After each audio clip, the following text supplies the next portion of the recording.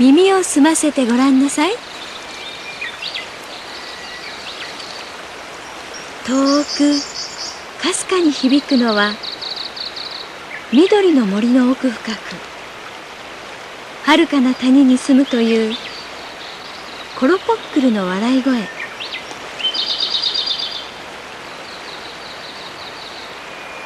野の花揺らすミツバチの羽音に混じり、風に乗り、あなたのもとに届きます。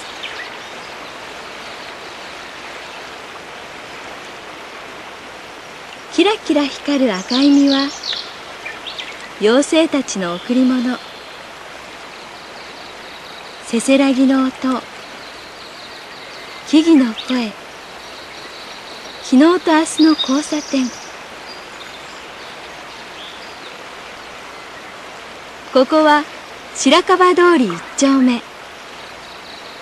一度訪ねてみませんか？